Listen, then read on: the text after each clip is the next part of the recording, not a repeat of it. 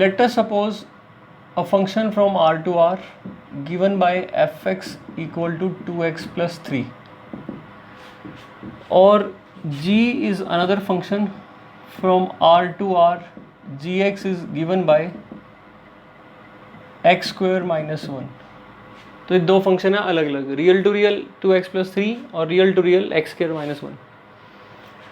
अगर हम इन फंक्शंस को ऐड करना चाहें तो हम ऐड कर सकते हैं. तो ऐड करेंगे तो नया फंक्शन होगा f plus g which is the sum of two functions f and g. अब f प्लस जी डिफाइन करेगा इनकी कॉमन डोमेन पे. कॉमन डोमेन क्या होगी? रियल और रियल दोनों का इंटरसेक्शन भी रियल आएगा, तो कॉमन डोमेन रियल होगी.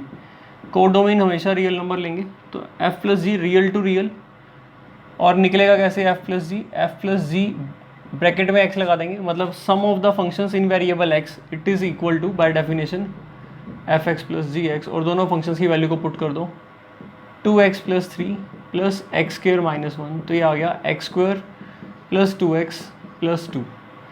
तो ये f प्लस जी का नया नाम रख दूँ मैं, तो hx रख दिया मैंने, वेयर f प्लस जी को क्या बोल दिया? h. तो ये एक नया फंक्शन आ गया, hx being the sum of two functions. ठीक. अगर हम चाहें तो इन फंक्शंस को सब्ट्रैक्ट भी कर सकते हैं. माइनस आ जाएगा, माइनस कर देंगे तो साइन चेंज हो जाएंगे, तो माइनस करेंगे तो फंक्शन बनेगा 2x plus 3 minus x square plus 1, यानी कि फंक्शन आ जाएगा 2x minus x square plus 2. तो ये अगेन नया फंक्शन डिफाइंड हो गया. कॉमन डोमेन पे सम और डिफरेंस दो फंक्शन डिफाइन कर दिए. तीसरा, अगर हम इनका प्रोडक्ट को डिफाइन करें तो f into g be another function का प्रोडक्ट f इंटू जी दो फंक्शंस का, ये भी इनकी कॉमन डोमेन पर वैलिड होगा. f into g is from r to r given by f into g x is equal to f x into g x. तो f x 2x plus 3 और g x की value x square minus 1. Multiply कर दोगे इसका तो answer आ जाएगा 2x cube plus 3x square और minus का 2x और माइनस का 3. तो ये इसका आंसर आ जाएगा. इसी तरह से हम इनको डिवाइड भी कर सकते हैं. f ओवर जी, ये जो फंक्शन बनेगा f ओवर जी यानी कि डिवीजन ऑफ टू फंक्शंस.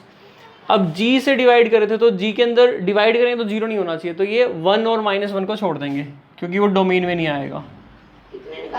एक मिनट आ रहा हूँ. तो डिवीजन ऑफ टू फंक्शंस ये भी डिफाइन हो जाएगा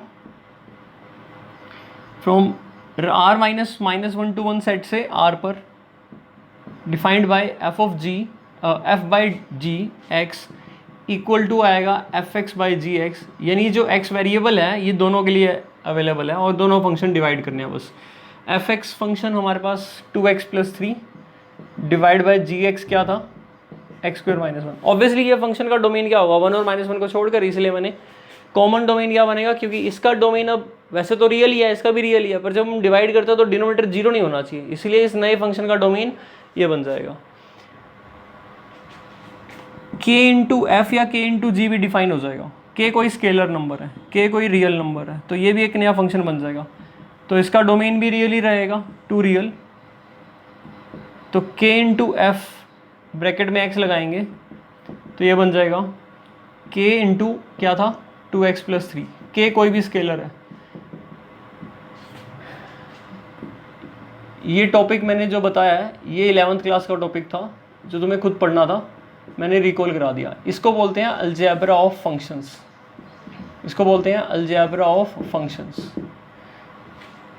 दो की जगह दो से ज़्यादा फंक्शन भी हो सकते हैं. मैंने दो फंक्शन पर लिया, f1 f2 fn functions, n functions तक उन फंक्शंस को ऐड सब्ट्रैक्ट मल्टीप्लाई डिवाइड कर सकते हैं. बट ध्यान ये रखना सिंबल और नोटेशन क्या है. मल्टीप्लिकेशन का सिंबल क्या है?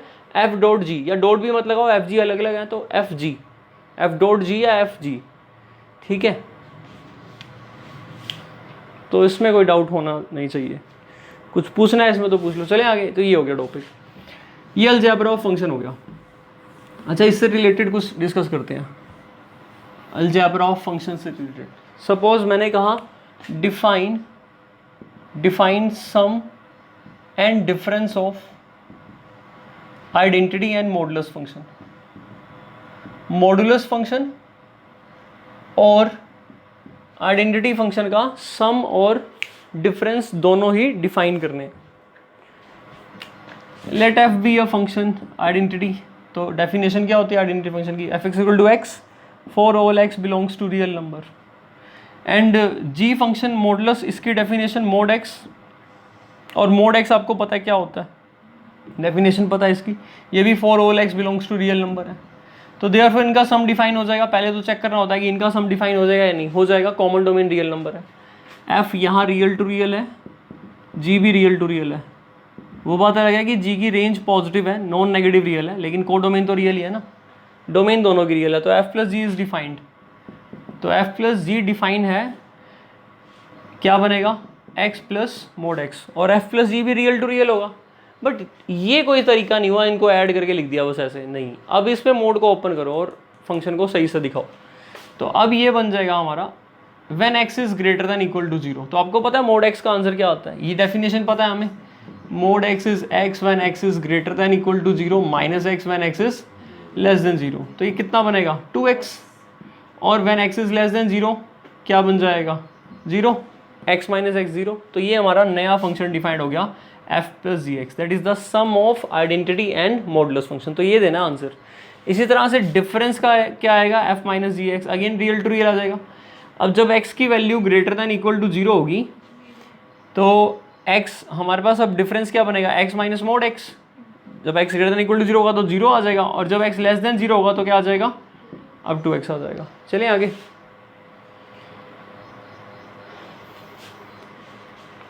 f प्लस जी, इसकी वैल्यू कभी भी नेगेटिव नहीं हो सकती। ग्रेटर देन जीरो है तो 2x यानी पॉजिटिव ही आ रहा है, और जीरो के इक्वल है तो भी जीरो आएगा, जीरो से लेस कोई भी नंबर है तो आंसर क्या आ रहा है 0। क्लियर। तो sum is not 1 1, not on two भी नहीं है और 1 1 नहीं है। ऐसे ही डिफरेंस कर रहे हैं तो नेगेटिव ना वैल्यू आ रही है, जीरो आ रही है, लेकिन पॉजिटिव नहीं आ सकती। इसी तरह से square root function, modulus function या रेसिप्रोकल फंक्शन वगैरह, कोई भी दो फंक्शन देकर उसका मल्टीप्लाई या सम या डिफरेंस अलजेब्रा ऑफ फंक्शंस में पूछा जा सकता है। अब एक नेक्स्ट टॉपिक मैं बता रहा हूं, value of a function. Value of a function, function को वैल्यू निकालते हैं हम किसी पॉइंट पर, value of a function at a point जो उसकी डोमेन में होता है। एक एग्जांपल लेते हैं, F x is x square minus 1 divide by x plus 1। मैंने कहा f3 निकालो, तो क्या आंसर आएगा 9 minus 1 by 3 plus 1, that is 8 by 4। तो कितना आंसर आ गया, तो f3 का आंसर कितना आ गया 2 आ गया। तो 3 क्या है वैल्यू, 3 क्या है पॉइंट, और 2 क्या है वैल्यू फंक्शन की। तो हम यहाँ पर ऐसे बोलते हैं इस बात को, that value of f function at x equal 3 is कितनी 2। अब मैंने स्केलर पॉइंट पर वैल्यू जो निकाली है वो स्केलर टर्म्स में निकली है through the function. Function change होगा तो वैल्यू चेंज आएगी, ठीक है। ये हो गया value of a function at A point. Value of a function at a variable point से अगर मैं कहूँ f2y निकाल दो तो निकाल दोगे। जैसे fx अगर दे दिया और मैंने कहा f2y निकाल दो, तो अब यहाँ पर x की जगह क्या रखवा रहा हूँ मैं 2y, तो 2y रख देना। तो आंसर क्या आएगा 4y square minus 1 by 2y plus 1। आ गया समझ में। अब मैंने कहा आपको निकालना है f ब्रैकेट fx, मतलब समझ रहे हो फंक्शन की वैल्यू फंक्शन पर ही, वेरिएबल ही हो गया ये भी। अब कैसे करोगे, f और fx ही रखोगे। अब fx ये है तो एक्स स्क्वायर माइनस 1 बाई, आ गया समझ में। f ये तो वैल्यू रख दी मैंने। अब f के लिए जो ये x का काम कर रहा है उसकी जगह ये वाला पूरा अब x का काम कर रहा है। तो रूल क्या है, x square minus 1 by x plus 1। तो क्या होगा x square minus 1 by x plus 1 का whole square divide by x square minus 1 by x plus 1 plus 1। आगे सिंप्लीफाई कर लोगे, मैं करके दिखाऊं। बस मेन पॉइंट जो मैंने समझाना था वो ये समझाना था, एक्स की जगह कोई नंबर रखते हैं तो नंबर रिप्लेस हो जाता है, वेरिएबल रखते हैं तो वेरिएबल रिप्लेस हो जाता है, और अगर वो खुद रख दिया जाए तो वो खुद रिप्लेस हो जाएगा। क्लियर। अब इसमें कितना भी कॉम्प्लिकेटेड बना सकते हैं।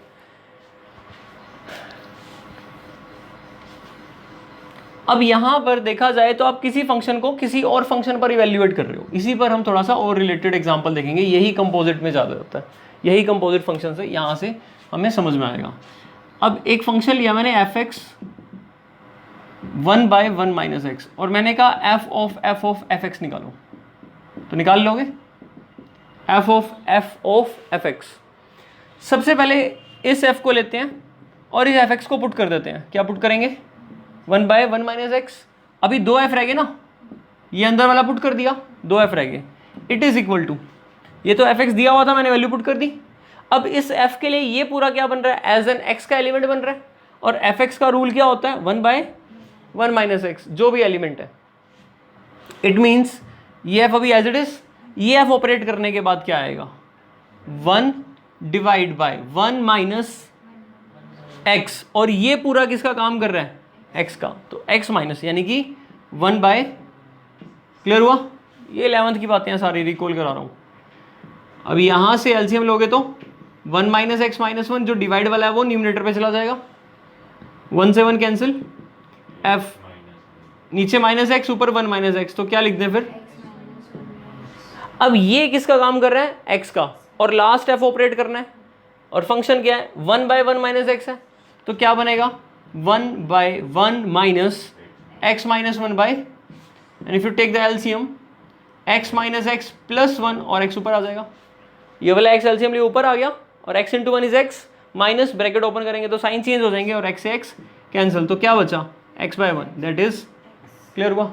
इसका मतलब f of f x, it is what? X आ गया आंसर, ठीक है।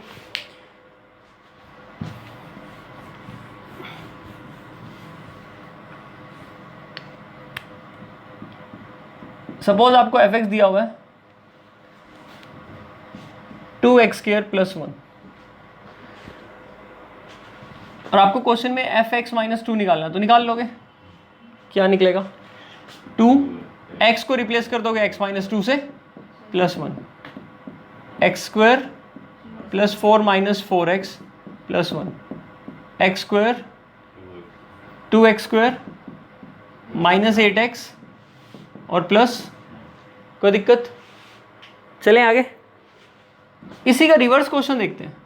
अगर आपको एफ एक्स माइनस 2 दिया हुआ है 2x² माइनस 8x + 9, और मैं कहूँ एफ ऑफ एक्स निकालना है, तो क्या करोगे? एफ एक्स माइनस 2 ये दिया हुआ है, और निकालना क्या है? F x. अब ये मत कहना कि इसका प्रोसेस उल्टा कर लेंगे, वो तो यहाँ से तो आ गए, उल्टा जाना थोड़ा ना तुम्हें ध्यान रहेगा कि ऐसे करना है। तो अब क्या किया जाएगा? एक्स माइनस 2 की वैल्यू ये तो दे रखा है, ये निकालना है। ये क्यों निकालना है? सपोज मुझे f5 निकालना है और मुझे f8 निकालना है। अगर मैं एक बार fx निकाल लूँ तो उसमें 5 और 8 इजीली पुट करके जितनी मर्जी वैल्यूज निकाल सकता हूँ, ओरिजिनल फंक्शन मिल जाएगा। वैसे f5 निकालना है अगर, तो बिना fx निकाले भी f5 निकल जाएगा। f5 निकालने के लिए इसमें x को क्या रखोगे? 7। x को क्या रख दोगे इसके अंदर? 7 रख दोगे अगर, तो 5 नहीं आ जाएगा, तो 7 का स्क्वायर सॉल्व करके निकाल लोगे आंसर। और f8 निकालना तो क्या रखोगे?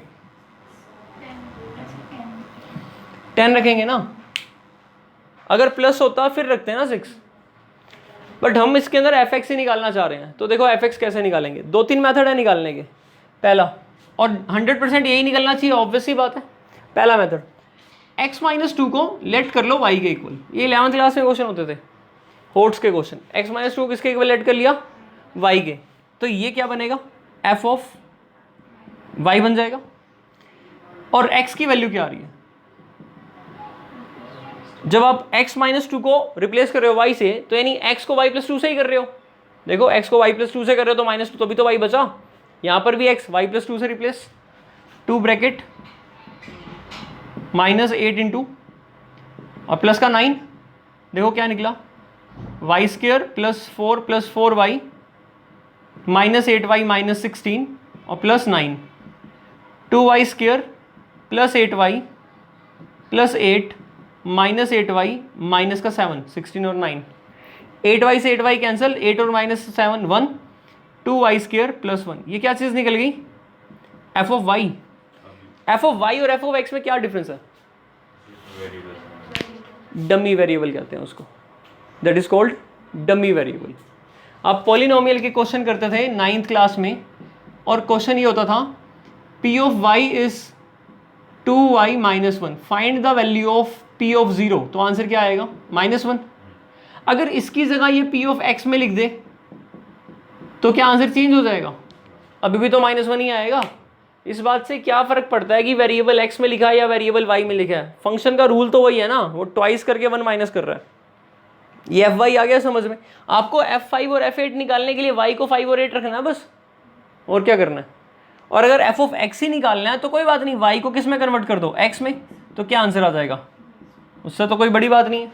मैं डायरेक्टली अगर x रखवा देता तो तुम कहते ये x-2 को x कैसे रख दिया, कैपिटल या स्मॉल लेटर यूज कर लेता तब कर सकता था, लेकिन फिर भी कैपिटल x को स्मॉल x डालना पड़ता। तो अल्टीमेटली मैंने वेरिएबल चेंज करवा कर तुम्हें समझा दिया, बाद में उस वेरिएबल को x अपने आप कह दिया करो, कोई दिक्कत नहीं होती। चलें आगे। तो इस टाइप के क्वेश्चन भी आपको आने चाहिए। अब सपोज करो मैंने थोड़ा सा कॉम्प्लिकेटेड बना कर दे दिया कि एक फंक्शन 2x माइनस 1 है, इस पर आंसर है x प्लस 1, तो आपको f ऑफ x निकालना है, तो निकाल लोगे f ऑफ x। अब 2x माइनस 1 को क्या लेट कर लेते हैं y, तो x की वैल्यू क्या बनेगी, अब यहां पर तो क्या बन जाएगा, ये क्या बना fy, इसका मतलब fx इक्वल टू, आ गया समझ में? अब कुछ भी निकाल लो, fx fy जो भी निकालना है। इसकी असाइनमेंट टफ है मेरे पास, 11th 12th की जो रिलेशन फंक्शन वाली असाइनमेंट है, तो इसके लिए आपको ये सारी चीज़ें आनी चाहिए। तो अभी मैंने वैल्यू ऑफ फंक्शन बताया, एक और एग्जांपल देखते हैं। से fx आपको दिया है 2x प्लस 3 और एक और फंक्शन है gx, से इट इज 4x माइनस 3। क्या आप f फंक्शन को gx पर इवेल्युएट कर सकते हो? जैसे हम फंक्शन की वैल्यू किसी पॉइंट पर निकालते हैं, किसी वेरिएबल पर निकालते हैं, या किसी फंक्शन पर भी निकाल लेते हैं, तो ऐसे कर सकते हैं हम। f फंक्शन है, उस फंक्शन के अंदर क्या इनपुट रखना है मैंने, gx, फंक्शन में एक नया इनपुट gx रख देना है, तो f तो यही रहेगा, gx रख देंगे 4x माइनस 3, जैसे अभी मैंने आपसे निकलवाया था fx। अब ये एज एन x का काम कर रहा है f फंक्शन के लिए। f फंक्शन में अगर x होता है तो 2x प्लस 3 होता है, तो 2 टाइम्स 4x माइनस 3, दोबारा बताऊं ये आ गया, तो इट विल बिकम, तो आंसर, अगर मैं कहूं f ऑफ fx निकालना है तो f ऑफ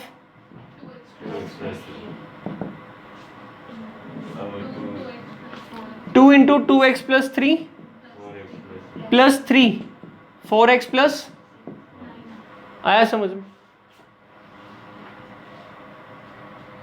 इसको मैं ऐसे भी लिख सकता हूं, f ब्रैकेट gx को मैं f o g से भी लिख सकता हूं, o, बीच में o सिंबल लगाते हैं, तो इसका मतलब o जब हटता है तो क्या आ जाता है, ब्रैकेट, और g के ऊपर ऑपरेट हो जाता है। समझ में आई बात? कोई वेरिएबल तो लेंगे ही ना, अंडरस्टूड सी बात है, अगर x में लिखा तो x वेरिएबल, y में लिखा तो y। अब थोड़ी देर पहले हमने क्या किया था, इसमें और इसमें डिफरेंस दिखा, इसका मतलब था fx मल्टीप्लाइड बाय, जबकि इसका मतलब मल्टीप्लाइड नहीं है, इसका मतलब ब्रैकेट है, और वो ब्रैकेट के अंदर वो फंक्शन एज एन इनपुट हो रहा है, तो इसमें फंक्शन इस इनपुट पर इवैल्यूएट हो रहा है, gx के इनपुट पर। gx का इनपुट x है और gx का आउटपुट 4x माइनस 3 है। जो gx का आउटपुट है वो f का इनपुट है, और f का आउटपुट उस इनपुट के लिए 8x माइनस 3 है। इसका मतलब f जो g का इनपुट है x, उस इनपुट के लिए f आउटपुट क्या दे रहा है, 8x माइनस 3। मतलब g का इनपुट x, पहले g का आउटपुट आएगा, दैट इज 4x माइनस 3, फिर f उस इनपुट को लेकर, f के लिए वो इनपुट है, वो आंसर क्या देगा, 8x माइनस 3। इसका मतलब एक साथ में दो फंक्शन ऑपरेट हो गए, एक g ऑपरेट हो गया और एक f ऑपरेट हो गया। ऐसा कहां पर होता है, ऐसा प्रैक्टिकल रियल लाइफ सिचुएशन में कहां पर होता है, जब हमारा काम प्रोसेस में होता है। कोई भी काम जब हमारा किस में होता है, प्रोसेस में, जहां पर दो या दो से ज्यादा प्रोसेस इन्वॉल्व होते हैं। ठीक है, सपोज आपको कुछ भी प्रोडक्ट बनाना है, ठीक है, सपोज आपको कोई चीज बनानी है जिसमें ये आपका एज एन इनपुट है,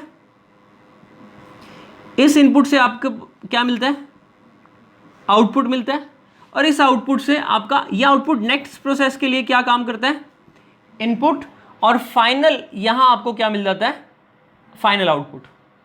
आया समझ में? मतलब अगर सपोज आपको पिज्ज़ा भी बनाना है तो पिज्ज़ा के लिए ये उसका बेस, और पहला आपने उस पर क्या करा, जो भी सपोज आपने उसके लिए मटेरियल तैयार कर दिया, तो ये फर्स्ट स्टेप पर आपके पास क्या आ गया, अभी वो रेडी नहीं हुआ, half the work is done. मतलब आपने उसको सेट कर दिया कि उसको जो जो सामान है वो डाल दिया, फिर उसको ओवन में डाल दिया, ये फाइनल उसका क्या निकल जाएगा हमारा। हाँ, तो ये रॉ मटेरियल था, ये वर्क इन प्रोग्रेस था, और ये फाइनल प्रोडक्ट है। तो हमारा फंक्शन रॉ मटेरियल को किस में कन्वर्ट कर देगा, फाइनल प्रोडक्ट में, FOG वाला या GOF वाला, इस टाइप वाला। ठीक है, आगे हम पढ़ेंगे डिटेल में, इसी को ही कंपोजिट कहते हैं। अभी तो सिर्फ मैं इसको निकालना सिखा रहा हूं। F ब्रैकेट GX था, ऐसे हम 4 निकाल सकते हैं, वो तो निकाल लिया। G of GX भी निकाल सकते हैं, और F of FX भी वो तो निकाल ही दिया है। G of FX निकाल कर दिखाऊं या निकाल लोगे? और एक और बात, ये इसका मतलब G of F हो जाएगा। G FX क्या था, 2x + 3, तो G फंक्शन क्या है, 4x - 3, तो 4 टाइम्स 2x + 3 - 3, ये कंप्लीट x है, और ये x के लिए 4x - 3 आंसर आता है। तो ये कंप्लीट x जब यहां डलेगा तो यहां भी आ जाएगा, बाकी सारा सेम। कितना आंसर आ गया, 8x + 12 + 9, यहां था 8x - 3, यहां आया 8x - general, in general FOG और G of F इक्वल नहीं होते। ठीक है, स्पेशल केस में हो सकते हैं।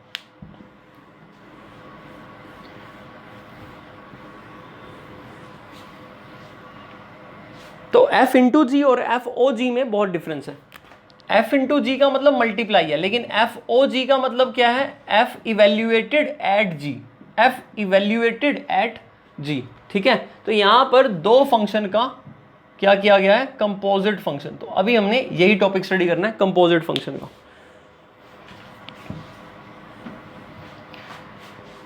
अब तुम्हारा 1.3 में यही है कंपोजिट फंक्शन। तो इसके लिए हम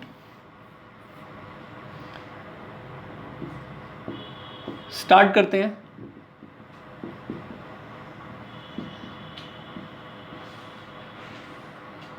कंपोजिट फंक्शन, सबसे पहले let us consider a function f from a to b, another function g from b to c। ये मैं तुम्हें NCERT का एग्जांपल दे रहा हूँ, थ्योरी में टेक्स्ट बुक में पढ़ोगे तो वही चीज़ बता रहा हूँ, एक बार पढ़ लेना, ज़्यादा क्लियर रहेगा। f a to b और g b to c 2 function ले रहा हूँ मैं। अब f a to b कैसा फंक्शन है, प्रैक्टिकल रियल लाइफ से रिलेटेड है। सपोज एक पर्टिकुलर ईयर 2006 में 10th क्लास बोर्ड के बच्चों का, जो जिन बच्चों ने बोर्ड का पेपर दिया 10th क्लास में 2006 में, उनका जो कलेक्शन है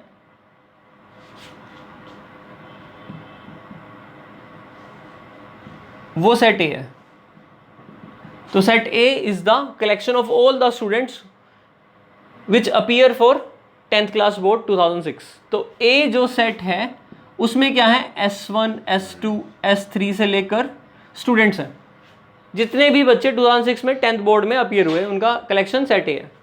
और सेट बी क्या है, जब आपको पता है जब बोर्ड के लिए बच्चा जाता है तो उसको क्या देते हैं, रोल नंबर देते हैं ना, एडमिट कार्ड उसमें रोल नंबर होता है। तो बी जो सेट है ना वो सेट है रोल नंबर का, यानी कि जो बी सेट है वो सेट किसका है, रोल नंबर का।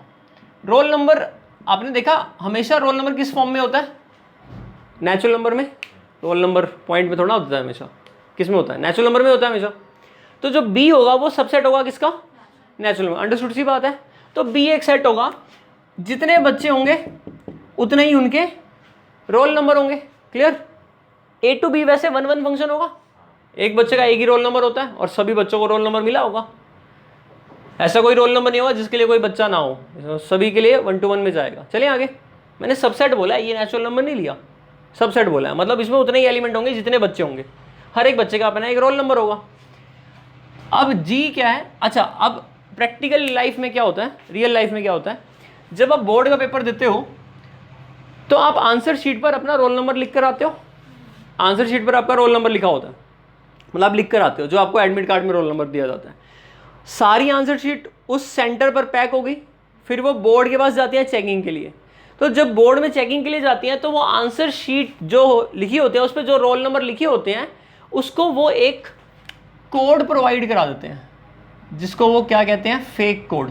ठीक है, क्योंकि रोल नंबर वगैरह जो लिखे होते हैं उस आंसर शीट के ऊपर, उससे ना ट्रांसपेरेंसी लूज हो जाती है। मतलब जो चेक करने वाला है वो पार्शियलिटी कर सकता है, या समझ रहे हो। तो हम इस ट्रांसपेरेंसी को लाने के लिए सीबीएसई बोर्ड क्या करता है, जो वो रोल नंबर हमारे पास हैं उस शीट के जो रोल नंबर हैं उन रोल नंबर को रिप्लेस करके क्या दे देता है, एक पर्टिकुलर कोड दे देता है। वो कोड किसको पता होगा, बोर्ड को ही पता होगा। समझ में आई बात। मतलब मेरे पास पेपर चेक करने के लिए आता है तो मेरे को उसके रोल नंबर से कोई मतलब नहीं है, ना मुझे उसका रोल नंबर पता। समझ में आई बात।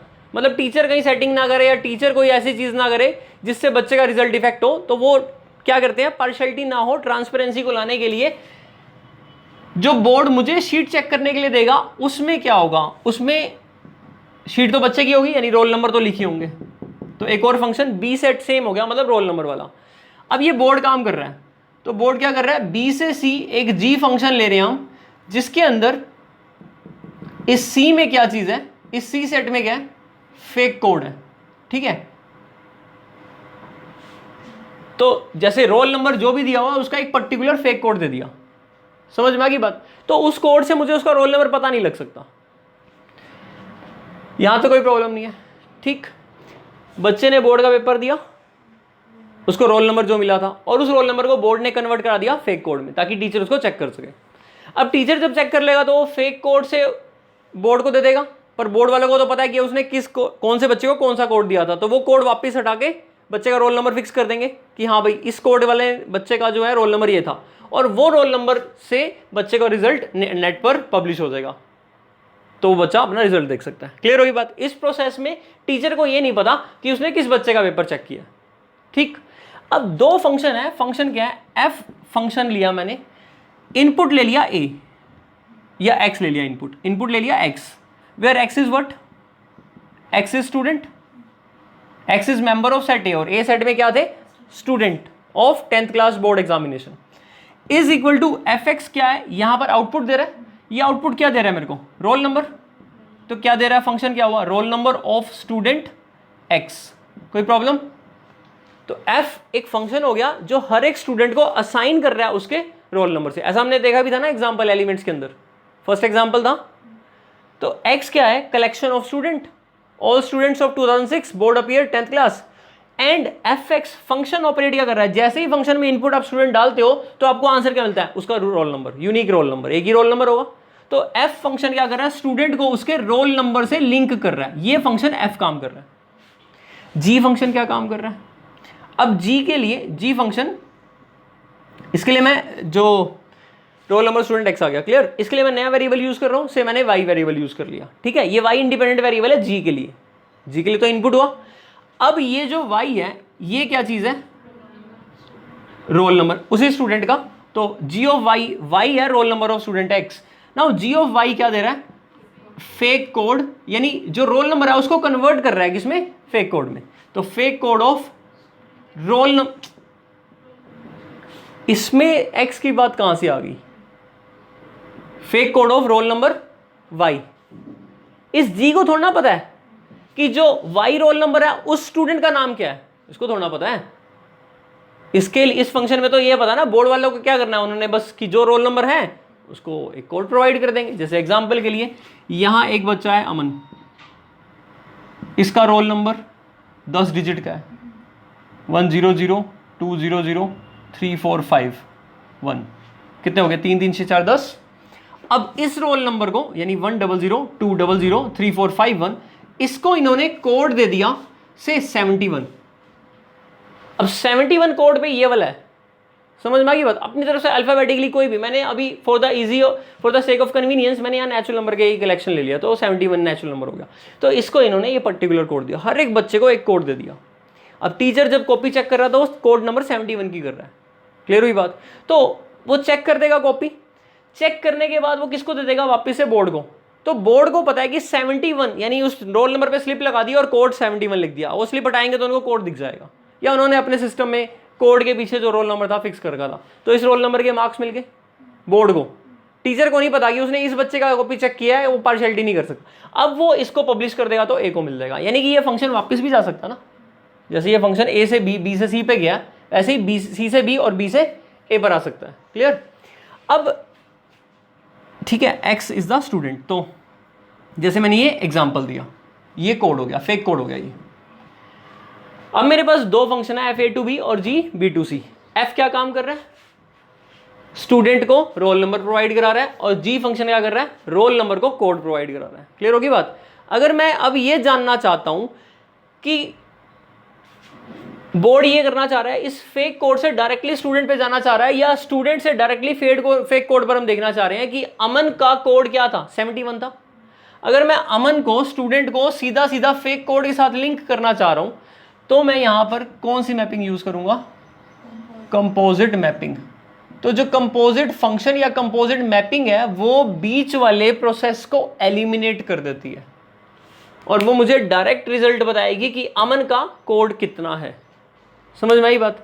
अब अमन का कोड बताने के लिए आप किसकी हेल्प लोगे? पहले जी की लोगे या एफ की लोगे? पहले एफ की हेल्प लोगे, करेक्ट? आपको स्टूडेंट पता होना चाहिए, ठीक है, पहले आप एफ की हेल्प लोगे। सपोज आप एफ की हेल्प लेते हो, तो एफ में आपको क्या पता होना चाहिए? सबसे पहले बच्चे का नाम, F of Aman. Clear? F Aman का आंसर कितना आएगा? 100, 200, 3, 4, यानी एफ अमन से मुझे उसका इमेज यानी कि रोल नंबर मिल गया। अब इस पे मैं क्या अप्लाई करूंगा? जी फंक्शन यहीं पर करूंगा ना। अब जी ऑफ दिस, इसका क्या आंसर आ जाएगा?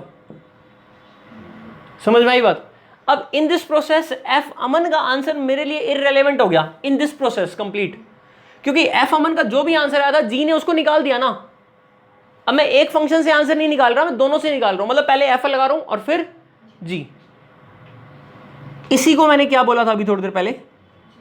गोफ। जी ऑफ एफ मतलब गोफ। अब गोफ ने अमन को किससे लिंक कर दिया? उसके कोड से। मतलब अमन का रोल नंबर और रोल नंबर से कोड, अब रोल नंबर मैटर नहीं करता, अमन से उसके डायरेक्ट कोड पर चले गए हम। तो अब गोफ जी ऑफ एफ के लिए डोमेन कौन हो जाएगा? डोमेन यानी इनपुट कौन हो जाएगा? अमन, स्टूडेंट, सेट ए के एलिमेंट, और रेंज क्या हो जाएगा? Code, fake code, that is 71। तो एक उसने किससे लिंक कर दिया? 71 से। यानी कि एक सेट ने अपना आंसर दूसरे सेट को दिया और दूसरे सेट ने अपना आंसर तीसरे को दिया, तो पहले सेट से आंसर सीधा तीसरे पे चला गया, that is called composite mapping. या कंपोजिट फंक्शन कितने का हुआ है? दो फंक्शन का। 3, 4, 5, 6 एन फंक्शंस का कंपोजिशन किया जा सकता है। ए का बी पे, बी का सी से, सी का डी से, और फिर ए का कंपोजिट किस पे चला जाएगा? डी पे। ए का बी पे, बी का सी से, सी का डी पे। जैसे एफ ए टू बी है, जी बी टू सी है। हाँ वो तो यहां हो ही गया, एच सी टू डी है। तो अब H of G of F composite हो जाएगा ए टू डी पे। समझ में आई बात? जहां पर हमारे प्रोसेस इन्वॉल्व होते हैं तो वहां पर हम ये जानने में इंटरेस्टेड है कि पहले का आखिरी से क्या रिलेशन है, तो वहां पर हम कंपोजिट मैपिंग का यूज करते हैं। क्लियर? इसकी एक कंडीशन है, कंपोजिट मैपिंग की क्या कंडीशन है एक बार वो समझना। देखो ये गोफ तब निकल सकता है, एफ अमन का जो आंसर है वो क्या है? Roll number. उस रोल नंबर के लिए जी ने क्या देना है? कोड देना है। क्लियर? तो जी फंक्शन की डोमेन में वो सारे रोल नंबर होने चाहिए जिनके वो कोड दे रहा है, क्या नहीं? सपोज आपने एक स्टूडेंट लिया, वो डोमेन एफ का है, उसने आंसर दिया यानी उसने रेंज दे दी। अगर उस रेंज को जी एक्सेप्ट ही ना करे, यानी उस रोल नंबर के लिए बोर्ड वालों के पास कोई कोड ही ना हो, तो ये एग्जिस्ट करेगा?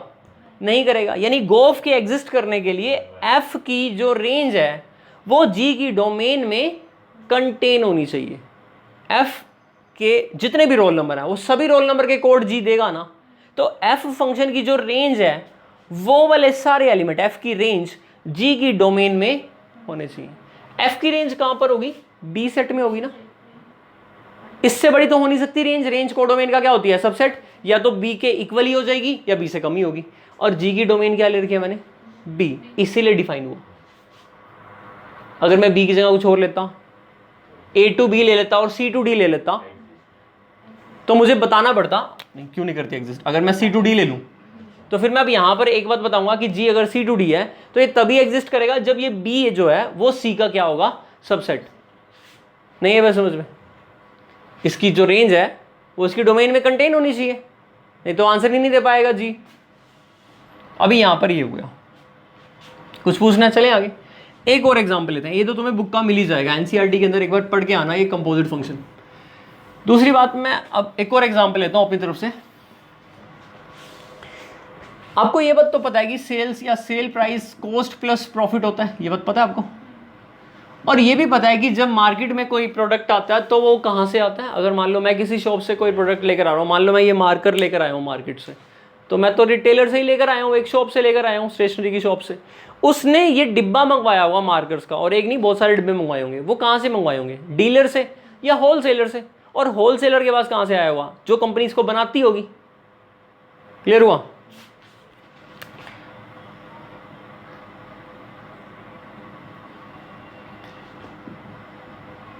ये हो गया रिटेलर, ये हो गया होलसेलर, ठीक है, और ये हो गया कंज्यूमर, यानी कि मैं हो गया इसके अंदर। तो जितने भी कंज्यूमर हैं उनको ये मार्कर कितने का पड़ रहा है, जितने भी रिटेलर हैं उनको कितने का पड़ रहा है, और होलसेलर को कितने का पड़ रहा है। क्लियर हुई बात? सपोज मेरे पास यहां पर fx एक फंक्शन है, fx एक फंक्शन है जिसका आंसर है x प्लस 10% ऑफ x, और x है कॉस्ट ऑफ वन मार्कर।